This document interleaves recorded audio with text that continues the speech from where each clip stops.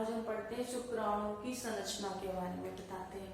ये मैंने फिगर पहले से बना दिया। ये 10th वालों के लिए डेफिनेशन लिखाई है, 12th वालों के लिए तो समझाना ही काफी है। ठीक है, ये एक शुक्राणु होता है। शुक्राणु होता क्या है?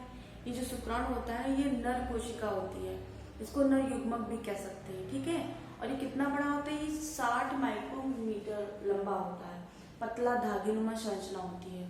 ये जो शुक्राणु होता है ये चम्मच जैसा दिखता है। हर मनुष्यों में चम्मच के आकार का होता है, हर जीव जंतु में किसी में गोल, अलग अलग टाइप से शुक्राणु मिलते हैं। मनुष्यों में शुक्राणु ये चम्मच के आकार का होता है। ये नीचे आपको पूंछ जैसी दिख रही होगी। ये जो ऊपरी भाग है इसको एक्रोसोम कहते हैं। इसका काम क्या होता है? इस एक्रोसोम में ना गाल्जिकाय, ये एक्रोसोम जो होते हैं गाल्जिकाय का बना होता है। इसमें एक एंजाइम होता है और वही एंजाइम, इसमें जो एंजाइम होता है वही एंजाइम जब अंडाणु के पास जाता है उस अंडाणु को भेद के उसके अंदर जाता है। वैसे एक बार में लाखों की संख्या में शुक्राणु वजाइना के अंदर जाते हैं, बट कोई एक ही शुक्राणु अंडाणु को भेदता है। इसीलिए हमने डेफिनेशन अलग से लिखा दी है, पहले आप इसको समझिए। इसके 3 पार्ट होते हैं। ये पहला वाला यहाँ तक ये सिर होता है और ये ग्रीवा होती है, इसको गर्दन कहते हैं। और ये मध्य भाग होता है जिसमें माइक्रोकांडिया होती है, मध्य भाग। और ये पूंछ होती है। पूंछ का काम क्या होता है?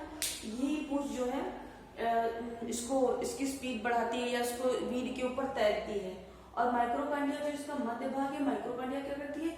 इस शुक्राणु को ऊर्जा प्रदान करती है।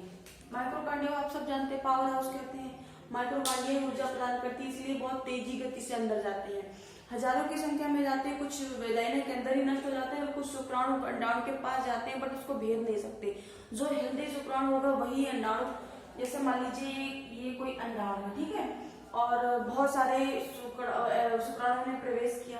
अब इस अंडाणु के भेदने के लिए जो ये एक्रोसोम वाला पार्ट है चुनीला, वही इसके अंदर ये प्रवेश करेगा इस टाइप में। इसमें से कोई एक ही शुक्राणु इसके अंदर जाएगा। केंद्रक का काम क्या होता है? इसी पे ये जो केंद्रक होता है, केंद्रक, इसमें गुणसूत्र उपस्थित होते हैं। यही गुणसूत्र जो हमें आनुवांशिक एक पीढ़ी से दूसरी पीढ़ी को लक्षण ले जाते हैं वो यहीं पे होते हैं, इसी केंद्रक में होते हैं। ठीक है, ये ग्रीवा इसकी गर्दन होती है, माइक्रोकांडिया। अगर आपसे पूछ दिया जाए कि सबसे बड़ा भाग कौन सा होता है इसका, तो ये तीसरा वाला पूंछ वाला हिस्सा सबसे बड़ा होता है। अब इसकी डेफिनेशन पढ़ते हैं।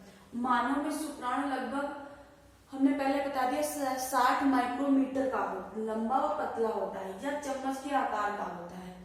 सिर, इसके जो सिर की बात की गई है, यह शुक्राणु का अग्र व सबसे प्रमुख भाग होता है। इसमें केंद्रक होता है जिसमें गुणसूत्र उपस्थित होते हैं। सिर का ऊपरी भाग एक्रोसोम कहलाता है। आपसे पूछ सकता है कि जो है शुक्राणु में एक सिर वाले भाग को क्या कहते हैं, तो आप बता सकते हैं सिर का ऊपरी भाग एक्रोसोम कहलाता है। ये जो है गाल्जिकाय का बना होता है, मैंने पहले बता दिया। इसमें अंडे को, आवरण को घोलने वाले एंजाइम का स्राव होता है। सिर के निचले भाग में एक जोड़ी तारकाय उपस्थित होते हैं यहाँ पे। ठीक है, मध्य भाग, इसका मध्य भाग जो है ये यहाँ पे तारकाय होते हैं। और ये जो मध्य भाग है, इस भाग में शुक्राणु के अंत तक एक अक्षीय तंतु उपस्थित होता है। ये देखिए, ये जो धागेनुमा संरचना देख रहे हैं, इसके चारों ओर माइक्रोकांडिया उपस्थित होती है। ये जो है ये माइक्रोकांडिया है। माइक्रोकांडिया को पावर हाउस कहते हैं। इसके चारों ओर माइक्रोकांडिया उपस्थित होती है जो शुक्राणु को गति करने के लिए ऊर्जा प्रदान करती है। फिर पूंछ वाले भाग में आती है। शुक्राणु का अंतिम और सबसे लंबा धागेनुमा भाग होता है। यह एक झिल्लीनुमा आवरण से घिरा होता है। यह शुक्राणु को तैरने में सहायक होता है। बट अगर आपसे पूछे शुक्राणु तैरते किस पे है, तो वीर पे शुक्राणु तैरते हैं। वीर पे ही शुक्राणु, वीर अलग है और शुक्राणु अलग है। वीर क्या होता है? एक दूधिया रंग का तरल पदार्थ होता है जिसके अंदर शुक्राणु तैरते हैं। ठीक है, और एक बार में कितना वीर स्खलित हो सकता है? तो 3 से 4 मिलीलीटर, 3 से 4 मिलीलीटर।